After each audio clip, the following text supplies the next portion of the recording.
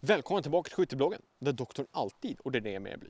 Det har varit väldigt mycket snack om att Försvarsmakten behöver ett nytt handeldvapen. Så att Saco ska komma i en AK24. Det har ju gått som det går. AK5-erna som utrangeras, de är typ slut. Alltså under överbeslagen är slut. De har skjutit för mycket helt enkelt. Så Saco-bössorna har inte kommit. AK5-erna är slut. Vad behöver man då? Jo, då behöver man ett interimvapen.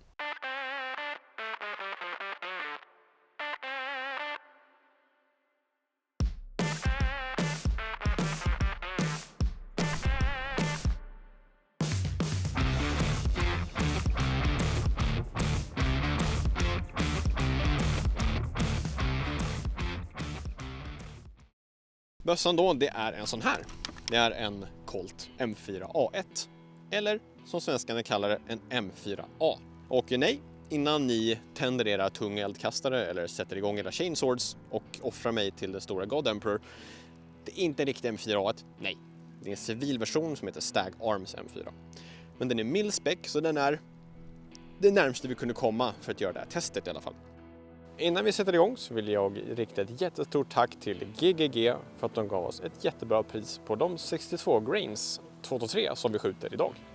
I den här då, skillnaden från en M4A, det är siktet är ett Vortex eftersom att aimpoint som försvaret använder är väldigt dyrt. Vapenremmen det är inte heller samma som försvaret använder, men annars så är det typ rätt. Den här mörkerriktmedelsdosan är inte riktig heller för de är jättedyra. Men jag köpte en fake sån för att se lite hur mycket plats det fanns på alla rails och sådär. Det är typ så här som du som ny värnpliktig kommer att få ut din M4A1. Och sen kan jag också säga det, att om ni har någon som är på väg att göra lumpen eller som har gjort lumpen och undrar lite närmare på bössan, så kan jag dela den här videon med dem. För jag kommer gå igenom lite hur den funkar, hur den är att skjuta och sen lite jämfört med hur den är med AK5. Jag har mest erfarenhet av en AK5 Adam och så har jag pillat lite och jag har provat några skott med AK5 Caesar, så jag kommer jämföra lite med den. Då kan vi först nämna att jag är ingen sågoperatör. Jag är inte ens anställd i Försvarsmakten. Så det jag säger, det är lite vad jag tycker och känner. Det är ingenting exakt och det är inte så här någon annan tycker, utan det är vad jag tycker. Manöverhandtaget har du ju här. Du drar med din vänsterhand.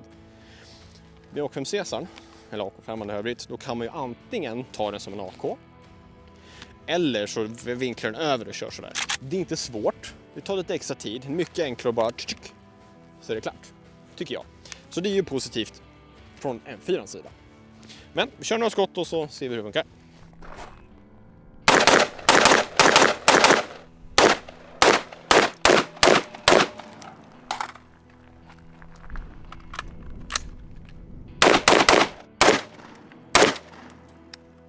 Som jag säger där med rekylen, det går ju verkligen rakt in i axeln. Den är jättelätt att kontrollera, även när du har en lite kortare pipan. Och jag har skjutit automateld med den också. Den är otroligt lätt att kontrollera. Den har väldigt, väldigt hög eldhastighet med den här korta pipan. Vi kommer gå igenom det lite snabbt när jag berättar hur det funkar. AK5 är lite långsammare. Nu är inte den svår att kontrollera. Nu har jag för sig bara skjutit AK5 Adam i automateld. Men jag tror inte att AK5 Caesar är speciellt mycket sämre. Det första som man märker när man håller upp en M4, det är ju hur lätt den är. Den här har jag vägt i förrgår med allting som är på här. Med fyllt mag 3,8 kilo. En AK5 Caesar, den väger 4 kilo tom. Alltså med ingenting överhuvudtaget. Den sätter du på laser, du sätter på MRM, rödpunktssikte, mag och allting. Då blir den ganska tung. Så ni som har gått från AK5 Caesar och håller en M4, ni kommer märka att den är så otroligt lätt. Den väger ingenting. Railen på M4 den är ganska kort. Och först så tänkte jag att det kommer vara lite svårt att få plats med allting. Men jag tycker ändå att jag får plats med det jag behöver. Jag har mitt grepp, jag har mitt mörkerriktmedel, jag kan ha en ficklampa och jag har även min knapp här för mörkerriktmedlet. Så man får plats med egentligen med det jag behöver. Det känns inte lika rejäl som en AK5 Caesar tycker jag. Det är lite så här, lite spel mellan över och under beslag.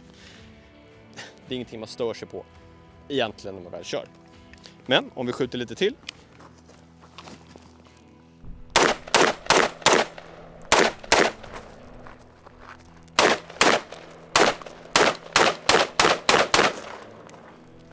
Framsiktet, det är ganska mycket av en vibe. Mycket snyggare tycker jag. Ingenting jag stör mig på när man kör med rörpunktsiktet. Och den har ju för backup-sikterna, eller om du har om du nu är riktig Giga Shadow och kör med bärhandtagssikte, så är jag också till för det.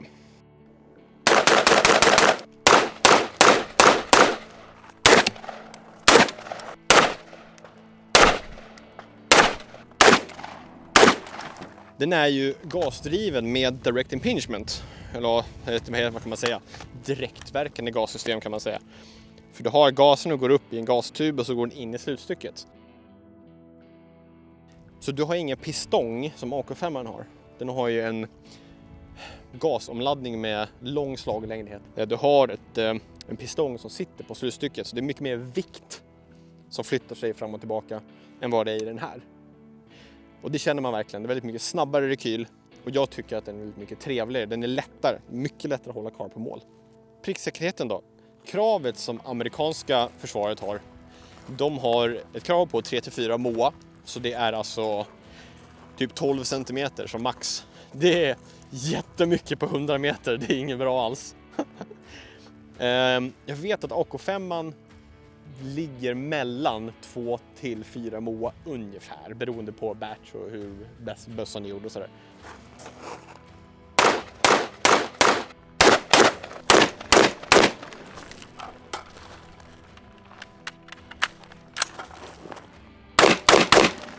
Alltså det som jag också gillar med den här, det är säkringen. Jag kan göra en patron nu här snabbt. Ja, i och för sig en sak. Du kan inte säkra om du inte har spänt hammaren. Så man måste göra sådär. Nu kan du säkra. Otroligt enkelt. Så att det är verkligen lätt att få in den här. Säkrad, osäkrad, säkrad, osäkrad. Och det tar liksom inte extra tid. Och det gillar jag jättemycket ur en säkerhetssynpunkt. Och för skillnaden på en AK5 Caesar är att då kan du faktiskt säkra även om inte hanen är spänd. Bra att veta. M16 den kommer ju på 60-talet. Den utvecklades på 50-talet egentligen, men det är en annan historia. Och det har funnits korta versioner av den sedan innan. Det är XM177 och de har aldrig riktigt funkat ordentligt.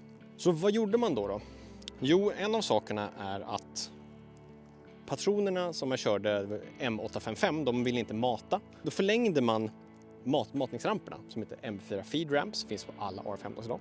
Gastrycket på en karbin är väldigt mycket högre än på en fullängds M16 då. Så att allting rör sig väldigt mycket snabbare och det slits lite mer. Så eldhastigheten är väldigt mycket högre. Och det gjorde att slutstycket, när man körde automateld så kunde det studsa. När det slog in mot patronläget så kunde det studsa. Det gjorde att hammaren inte kunde slå på slagstiftet, så kunde man få eldavbrott. Då ändrade man buffern som det heter. Det vill säga att det är fjädern som skjuter fram slutstycket helt enkelt. Rekylfjädern. Så det de gjorde då, det var att man har den här, det är en H2-buffer. Så i den här så har du en liten vikt. Och så när den skjuter fram, då sätts vikten här bak. Och när den slår in i slutstycket så är det en liten fördröjning, så går den här vikten fram helt enkelt. Och det stoppade den här att den studsade då. Det gjorde att den blev väldigt mycket mer tillförlitlig. Det de också gjorde, det är att eftersom att allting rörde sig så mycket snabbare och våldsammare, så gjorde det också att utdragaren hänger inte riktigt med när det hade det här höga gastrycket och gick snabbare. Så då man gjorde då det, man satte en liten O-ring på utdragaren så det blev 4 gånger högre kraft. För att man håller fast flänsen på patronen. Det här är så kallad government barrel. Den är lite förstärkt här precis innan gasblocket. För att i början, när man körde riktigt mycket automateld, då kunde pipan spricka. Så då har de förstärkt den helt enkelt och det löste problemet.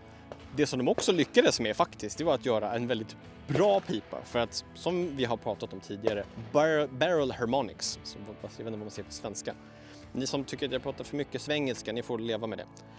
Men när du skjuter en kula så snärtar sig pipan, den rör sig. Och med den här government barrel då så blev det fantastiskt bra. Så det är för piplängden ett otroligt pricksäkert vapen.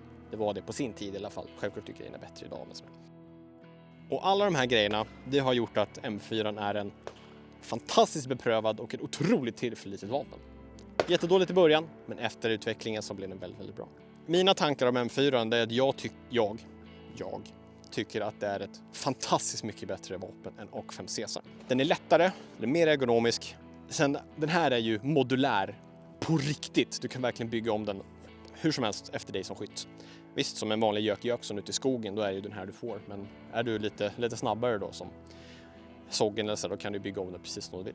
Jag tycker att Försvarsmakten har gjort ett väldigt bra val faktiskt att köpa in den här. Ska bli spännande att se hur den nya Sakon funkar. Om ni har tillgång till en sån så får ni jättegärna säga till. Vi skulle jättegärna vilja titta vidare på den också. För den har ju ett pisongsystem och funkar på ett lite annat sätt. Jag tycker den här är jättetrevlig. Jättelätt skjuten. Alla kan använda den. Och ni värnpliktiga, så grattis att ni får den här istället för AK5 Caesar. Så för att avsluta det här då, alltså alla vet, alltså funktionalitet är bra. Det är bra med ergonomi, ja. Men det viktigaste, det är ju the vibe, alltså känslan. I alla fall för oss. Spelar ingen roll om du vinner. Skillnaden är ju att du ska göra roligt. Och M4, det kan vi bygga om på så många olika sätt. Och det här är Peak M4. Nej, jag fattar, det är inte originaldelar. Nej, men den ser ut lite som Delta Force, tidigt 90-tal. Det är så här det ska se ut.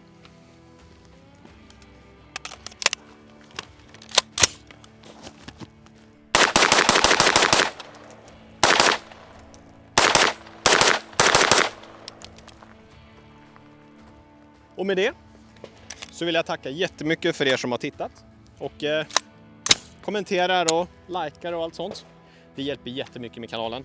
Kommentera jättegärna också, för det gör så mycket för algoritmgudarna. Vad är det mer att säga? Ja, det är ju att ni inte ska glömma att doktorn alltid ordinerar mer bly och stöd en lokal vapenhandlare.